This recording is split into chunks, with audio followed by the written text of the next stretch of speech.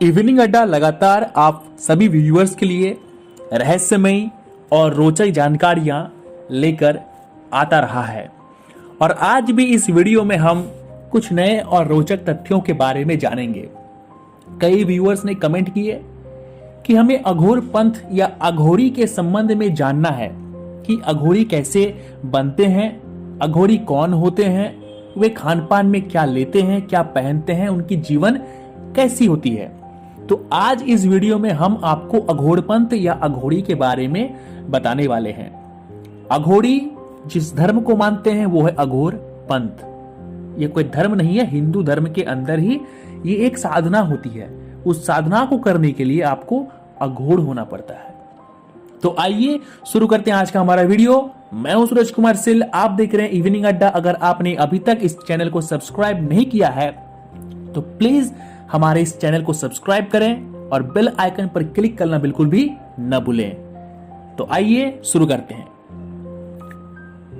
कोई भी कुंभ मेला हो, कोई भी कुंभ मेला, चाहे सिंहस्थ कुंभ हो, उज्जैन का कुंभ हो, इलाहाबाद का कुंभ हो, साधुओं का जमावड़ा होता है। और इस आयोजन में सबसे ज्यादा अगर कोई आकर्षण का केंद्र है तो वो है अघोरी।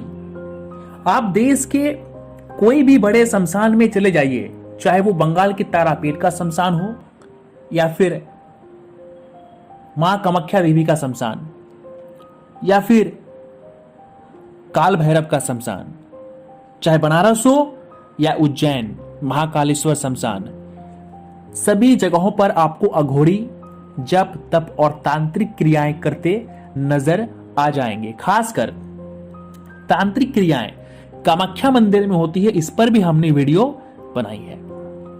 घोरी अघोरी इतने खतरनाक होते हैं कि बड़े बड़े देवता भी इनसे डरते हैं।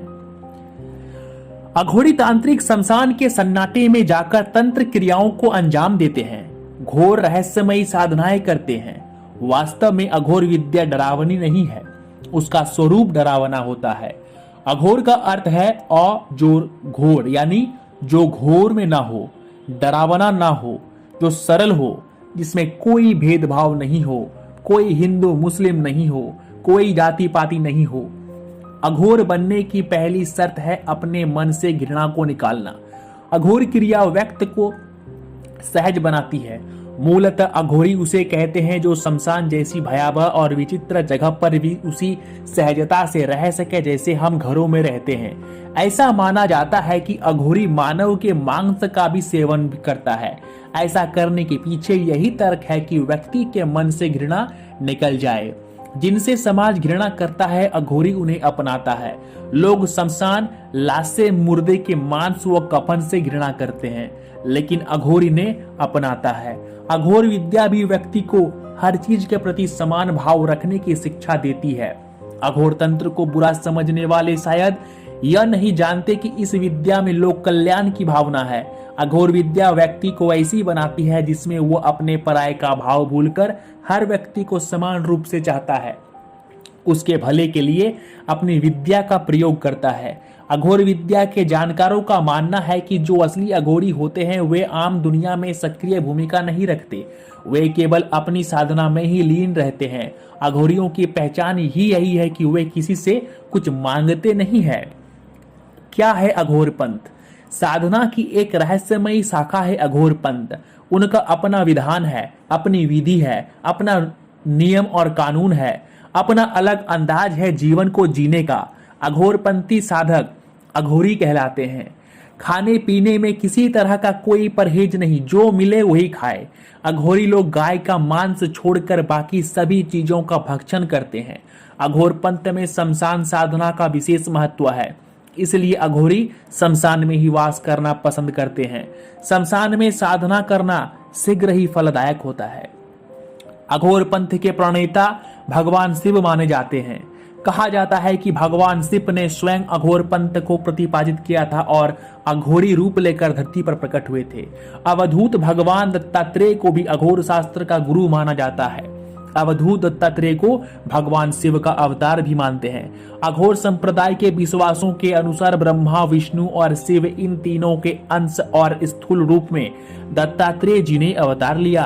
और अघोर संप्रदाय के एक संत के रूप में बाबा कीनाराम जी की भी पूजा होती है। अघोर संप्रदाय के व्यक्ति शिव जी के अनुयायी होते हैं। इनके अनुसार शिव स्वयं में संपूर्ण है और जड़ चेतन समस्त रूपों में विद्यमान है। अघोरियों की एक ही मान्यता है कि उन्हें मोक्ष की प्राप्ति करना है। मोक्ष की प्राप्ति के बारे में हम एक वीडियो अलग बनाएंगे जिसमें हम सिर्फ मोक्ष के बारे में बात करेंगे। अघोर संप्रदाय के साधक समदृष्टि के लिए नरमुंडों की माला पहनते हैं और नरमुंडों को पात्र के तौर पर प्रयोग भी करते हैं। चिता के भस्म का शरीर पर लेपन और चिताग्नि पर भोजन पकाना इत्यादि सामान्य कार्य है।